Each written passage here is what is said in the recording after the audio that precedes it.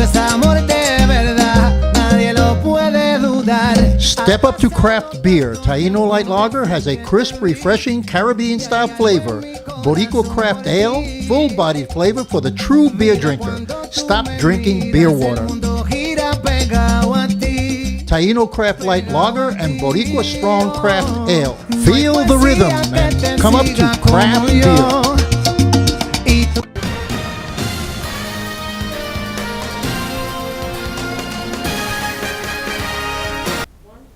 Hi, I'm Danny Ramos, and welcome to this week's edition of Hispanic Speak Out TV, brought to you on Spectrum. We have been on the air 13 years, first with Bright House, and now Spectrum has allowed us to continue. They are sponsoring us to be on the air. We are the only English language TV show about the Hispanic community and issues pertaining to the Hispanic community. I'm here with Senator Torres and Victor Torres, who's got some things to say and about Puerto Rico statehood and some other issues that have to do with Hispanics in Central Florida. Hi, Victor. How are you? Hi, how you doing? And I'm doing good. Do I call you Senator or do I call you Victor? Just call me Vic. Vic. Just call me Vic. Like everybody calls you Vic. Everybody calls me Vic. You know what happens? You've been around so long and worked your way up. Everybody calls you Vic, and now that you're a senator, you get no respect. Still Vic. Yeah. It comes with being a people person. Yeah. And acknowledging people who they are. Yeah. And that's where I come from. So I'm honored every time I can help somebody and have that respect in the same manner, you know. Well, look, the thing with Puerto Rico is really hot. Yeah. You know, I just came back from Puerto Rico. I talked to the cab drivers. I talked to everybody. Everybody's got a different edge. How do you see this thing with Puerto Rico? You're a state legislator. You got the inside track. How do you see it for statehood? What's the probability? Well, after this vote that happened on June 11th, with the 23% turnout of supporting the statehood, I think that Congress needs to come out there and really go into Puerto Rico, into the towns, into the cities, into every nook and cranny, and explain what statehood means for them. Because I have relatives from Ponce that I speak to, and my uncle, and it was a question as to he says, well, we don't understand what statehood really means, and are they going to do something to help us get out of this deficit? And my point is that it's up to the members of Congress to vote on this. You know, when we had the press conference with Congresswoman Murphy, it was brought out, you know, about, I said, we have 27 congressional representatives in the state of Florida, 9 of which are Democrats, the rest are Republicans.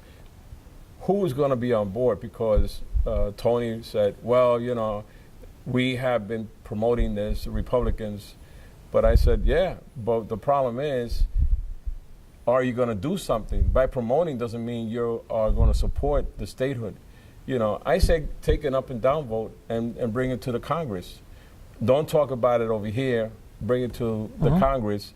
Are you going to accept this and you're going to work it out so we can work on the deficit, work on Medicaid, work on all the housing, work on every issue that is facing the island and make it happen? Because you got 3.5 million people living there who are seniors, who Medicaid is, right now Medicaid is one of the biggest issues on the news that's going on. And we need to find out how this is going to affect Puerto Rico. I see that there are a lot of Democrats that are for Puerto Rico statehood. You know, Congressman Soto, which was on the air last week, stating his full position on Puerto Rico statehood. And you do have a lot of Republicans that are for statehood for Puerto Rico, which is right now in the atmosphere that we're in with Republicans and Democrats going at each other. This is kind of a common issue where you do have a lot of commonality between some Republicans and some Democrats. And that cooperation is unusual right now. Well, you got to remember that Congressman Soto sits on a committee with Representative Young, and it's an oversight committee, which it's called the American Indian.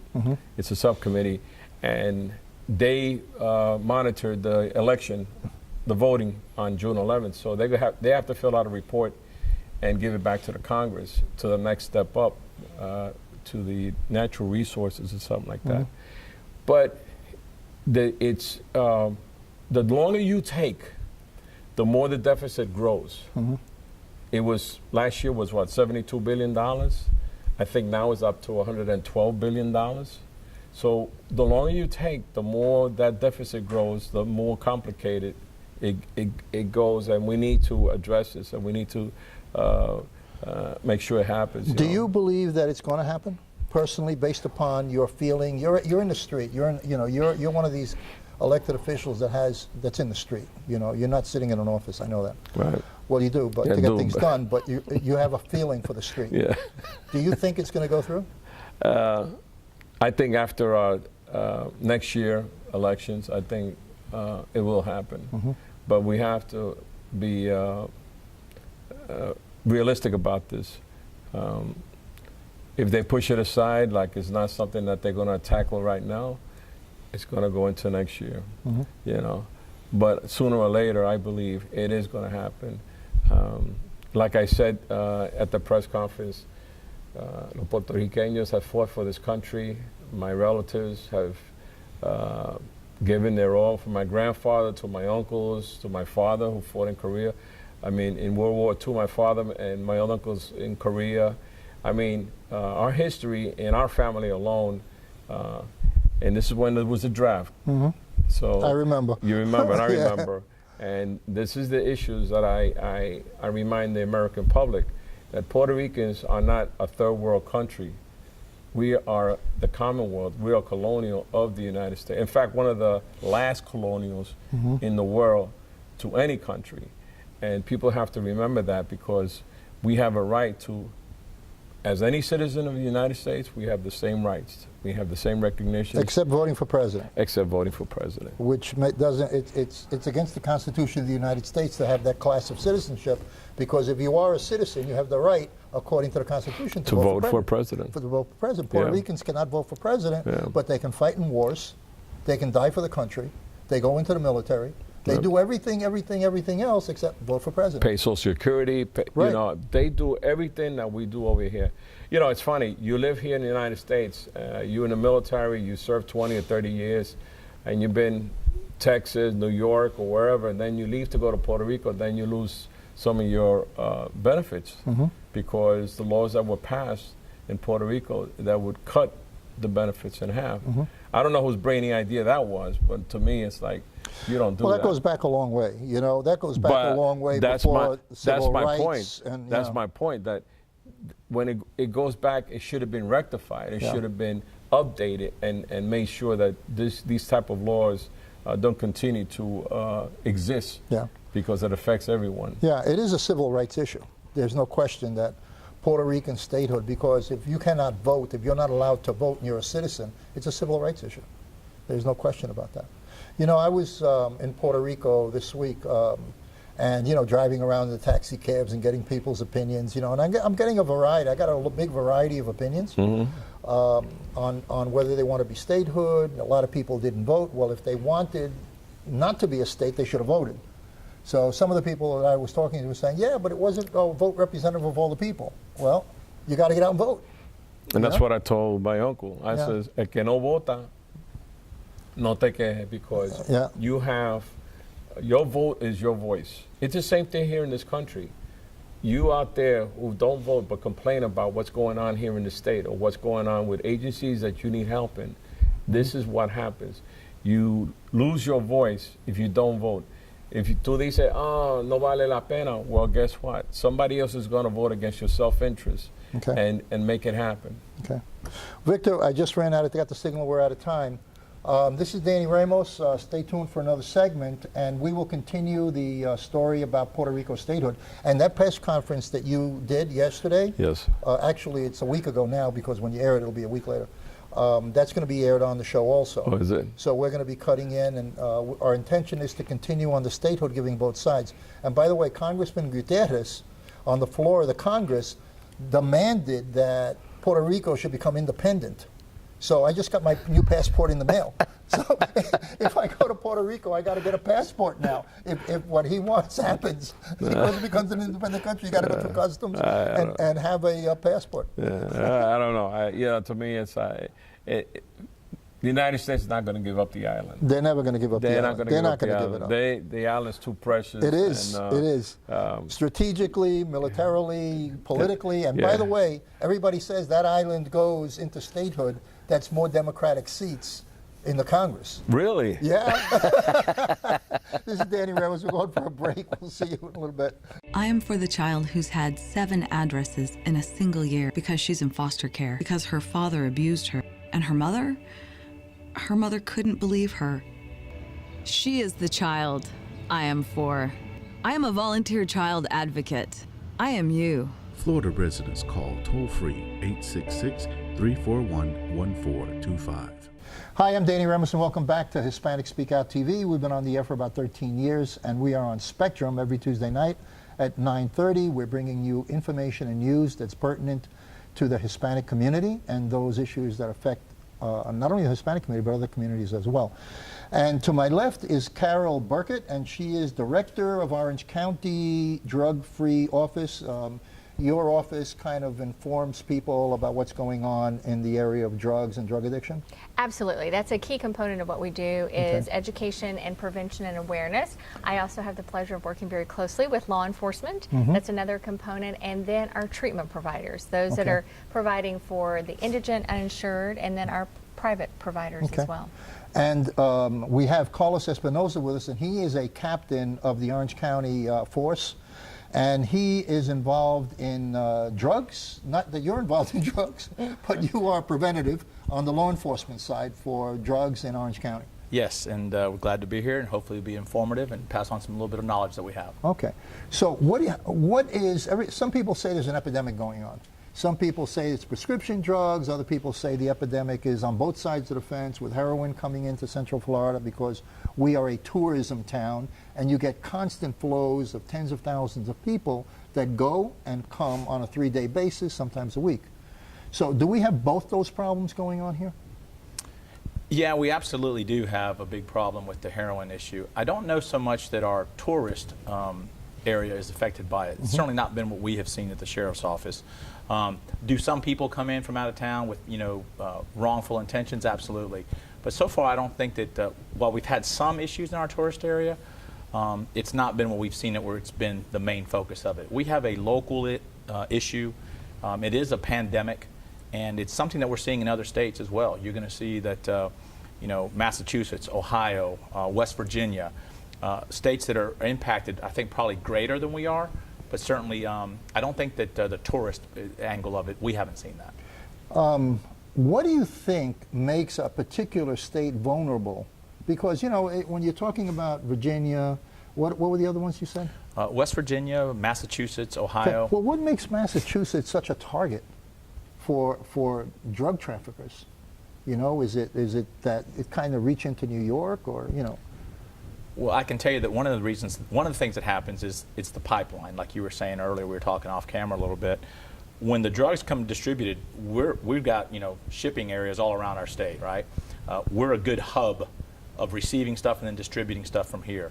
So a lot of the dealers are sending stuff here up north with the stuff that comes in from Canada goes to the northern states, Ohio and the midsection of the country. Stuff is going there because it can be distributed from a lot of different areas. So remember, these people are marketing their product. It's a business. It's a multi-billion-dollar business. I think that's something that people, the consumers, never realize, that they market their product. They create mechanisms to sell their product like Cheerios, Yes. they're highly skilled marketers and street people that really get it out there. Yeah, and they're branding their product. Their products, the way that they package them and they ship them. Do they actually put like a logo on it, or? Yes, we Really? see the products, whether it's locally or from out of state. They want to know that that's my product. You're more likely to buy from me. Did you get a good high? Come back and get this product again. If you don't see this, it's not my brand. Where is it coming from? Does it come, like in Florida, does it come up from Miami? Or is it coming in through airports? Or how does it come into Central Florida? According to the DEA, which is where we get our information from, the drugs are mostly coming over here from Mexico. We do get it from other states as well. We get some from up north, the Northeast, that gets shipped down through 95, and it gets done here by trucks and cars.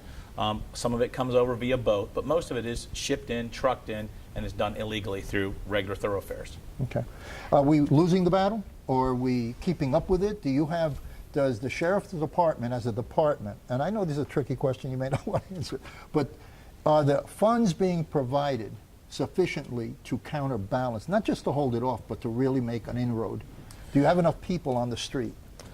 I think that as far as law enforcement goes, we here locally probably do a little bit better job than a lot of other areas on how we attack the problem.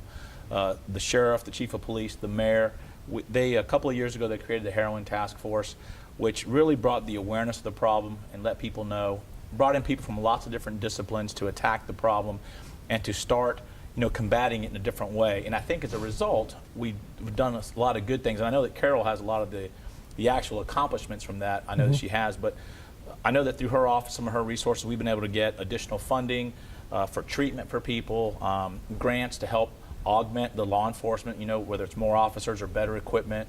Narcan is something that we're using quite a bit that you hear people talk about, the naloxone. So it's through a lot of her office's work that we get that funding. What is Narcan? So Narcan is the drug name, but naloxone is the generic name, but it's the life-saving medication that can reverse an opioid overdose. So an opioid being prescription pain medications like Oxycontin, hydrocodone, or heroin, or fentanyl.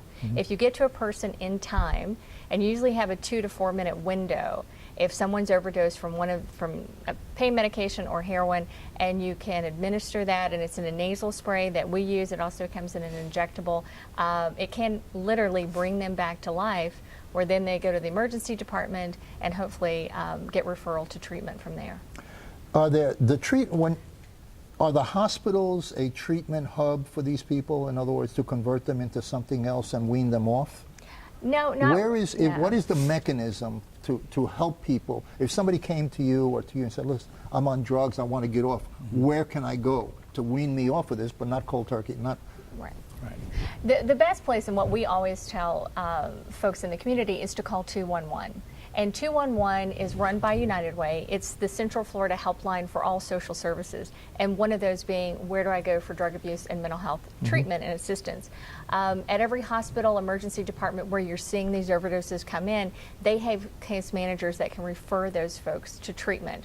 Now, a referral, you still have to do that work yourself to get there, to go for that assessment, but at least it gives people resources. When you call 211, if you don't have insurance, you can't afford, to make premiums, there are places available. There are public funded providers, so you can get that help for free. And then we have a whole host of private providers. And the one comforting thing about when you look at opiate addiction, there are medication assisted treatments to help someone. So it's not just counseling, there's medication that can help with the cravings and help with those withdrawal symptoms, and people to have more positive results in counseling and abstinence. Do they get that at the something to counterbalance a drug or a treatment? Do they get that at the emergency room? So if I was having a real issue that I felt I had to go to an emergency room, do they give me something that will take me from going down that road where I'm going cold turkey? Yeah, they're going to give you the help, and number one, they're going to watch that patient. So if someone's brought in on an overdose, and depending on law enforcement, how many doses of Narcan they've had to use, because what we're seeing on the streets, heroin now mixed with fentanyl, which is much more potent, it may take 1, 2, 3 doses of Narcan to bring that person back. So the emergency department, of course, will go through all their protocols. If they're going through withdrawal, they're going to make sure they keep them so they go through, because that can be a very painful process. So assisting them with the withdrawal symptoms, and then providing them with the referral to treatment, some where they can get additional assistance. One of the things too, Danny, if I could add that, and I know that Carol knows more about this, but at our jail, we have heroin addiction programs in our jail. The inmates there who admit to being heroin addicts or other addictions are given the opportunity to participate in programs to help with their recovery. They're given a drug, I believe it's called Vivitrol, which is a blocker, and it acts as you get a shot essentially, and it blocks it for 30 days. You don't. If you use the drug, it doesn't do anything to you. So hopefully it's another method of trying to get it off. But I think we're one of the first jails to offer that to people to help them. which is the goal, is to get these addicts the help that they need to make them productive Do people in they have to society. give you permission to do that if they're in jail? So you have it's to all get voluntary, like, yeah. It has to be voluntary. Yeah, it has to be voluntary. Or they'll just be there and go through the consequence of not having it, not Correct. having anything. Correct. Right. Well, and they So that's get a big that. incentive. Right. Yeah, They it really do is. get. They go through withdrawal at the jail, and again, they have medications that can help them with those symptoms, with the nausea and vomiting and all that occurs. The Vivitrol shot is timed where before they get out of jail, they're given that Right. shot. So then hopefully that connection with treatment occurs, and they have 30 days of being substance free, because as Captain Espinoza mentioned, if they try to use heroin, it will not have any effect when they're on Vivitrol, that medication. But it's not just the medication. Counseling is so important for a person who's addicted to change their way of thinking and the way they view the drug. It helps reduce their cravings, again, so they can be successful. Do you have a phone number? You said 211. 211 is, and we work very closely with them during the heroin task force, and they have the resources that they can tell someone where to go, look on the website, here's the phone number to call, so they can get the assistance they need. Okay. All right. Before we came on, we were talking about, I mentioned Mexico. And now, one of the most frightening things that I heard, well, it wasn't frightening, it was a shock to me, that the government of Mexico or some entity in Mexico bought the controlling interest in the airport in Puerto Rico. So that can be a major, major way of getting drugs out of Mexico through the cargo people that work in cargo in both airports into the United States. I saw that as a major potential. How do you feel about it? You think that might? Well, I agree with you that, and I have not heard that yet or seen that, but if that's the case, I can assure you that that will be something that criminals, the criminal element, will be using to their advantage. They'll seek to use it. Oh, absolutely. Yeah. I mean, any way that they can bring in drugs, whether it's drugs, guns, money, Yeah. the criminal element is going to find a way of doing that and facilitating it. Puerto Rico being basically our neighbor, Yeah. that we can travel freely through, is certainly a way that I would look to do it, and I'm Yeah. sure that they will too. Okay. We ran out of time. Thank you so much, Carol. Thank and Carlos, it's a pleasure. Thank you so much. What I would like you to do, and feel free, you have my email, send me releases every week and I'll put it on the air for you guys. Okay. Whatever you want to put on the air, treatment, if you have treatment videos, if you have any kind of a commercial that you want run, feel Okay. free to send it to me and we'll put it on an Excellent. ongoing Thank basis. you. And I know that Danny, the biggest part of his audience, I would imagine, is Latino-based. Is that correct? Bilingual, Latino-based, about 80%. Yeah, and with a lot of the folks that are suffering, sadly, from the heroin stuff, it is a large portion is Latino. Yeah. Especially the naloxone, getting the word out about the naloxone. That's We've very we've had a tremendous influx of people from Puerto Rico because of the economy coming in here. Puerto Ricans now have as many Puerto Ricans in the state of Florida as in New York. Wow. New York was always the Mecca. Wow, yeah. Now, the state of Florida, because of the palm trees and the similar Sure. climate, Right. they're coming here for jobs and the tourism industry. So right now, Puerto Ricans have equaled the number of Puerto Ricans in New York City, and they're still coming. They're still coming. I was there last week, I talked to the cab drivers and telling me a lot of relatives are just getting on the plane, coming here and seeking a new life. Right. So there's a lot going on. Yeah. But we Okay. do have, as Captain mentioned, we do have some of the materials in Spanish, and 211 is bilingual as well. Do you have any video?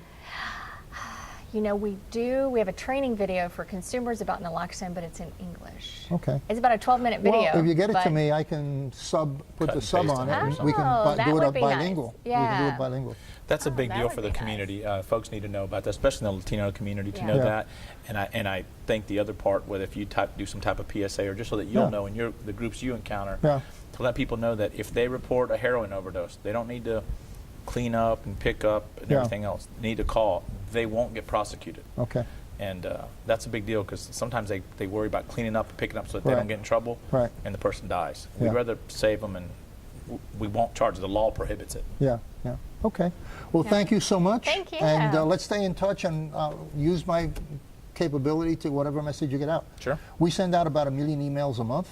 So Okay. if you need something put on the emails I send out, like a banner wow, that okay. says drug, you know what? Okay. You put the number there. Okay. Penny, do you deal with Angelo Nieves at our office at all? Yeah, sure. I Okay. know Angelo. Okay, good. Okay. I know everybody. Not everybody like on an Right, ongoing right. every day, but I know them. Okay. Our paths cross frequently during the year. Well, a lot of the meetings that we come to, it's important to try to get the word out to big groups of people. Yeah. And if that's that would be a Okay. great He resource. would So be I'll the make sure. contact.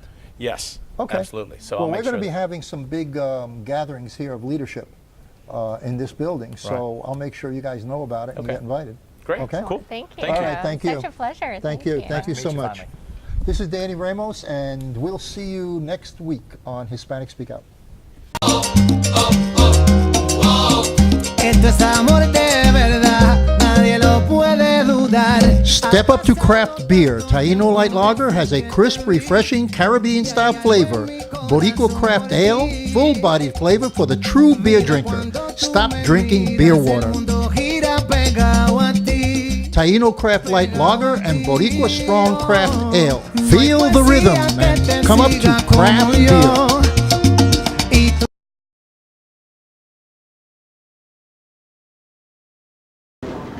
My name is Anthony Suarez. I am president of the Puerto Rican Bar Association of Florida.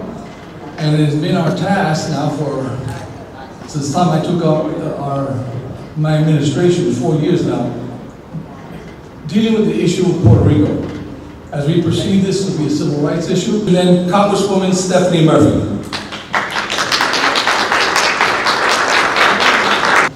I've been a member of Congress for about 6 months. And it's certainly an interesting time in Washington, to say the least.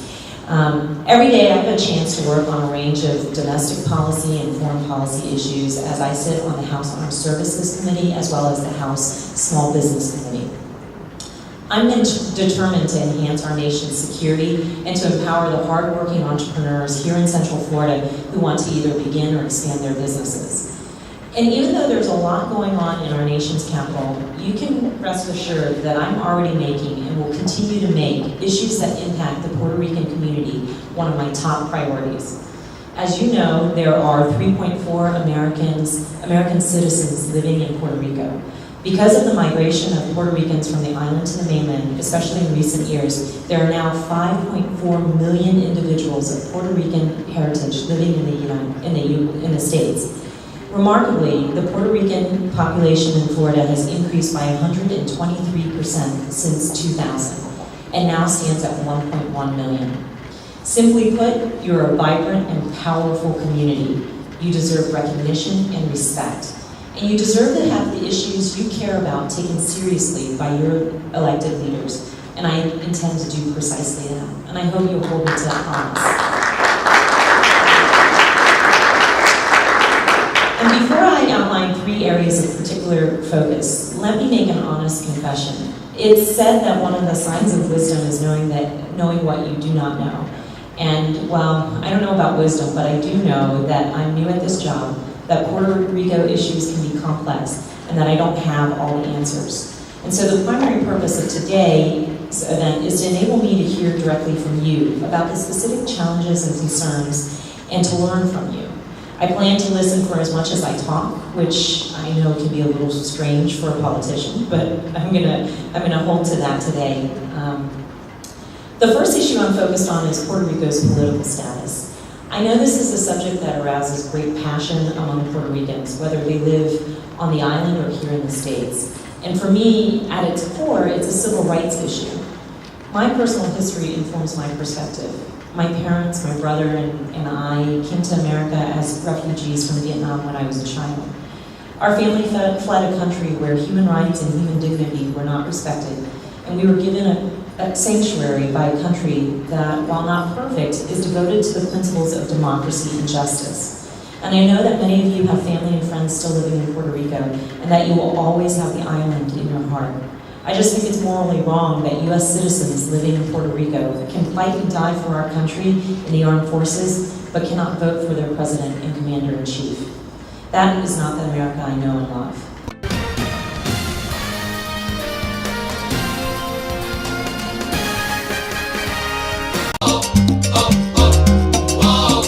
Esto es amor de verdad, nadie lo puede dudar. Step up to craft beer. Taino Light Lager has a crisp, refreshing Caribbean-style flavor. Boricua Craft Ale, full-bodied flavor for the true beer drinker. Stop drinking beer water.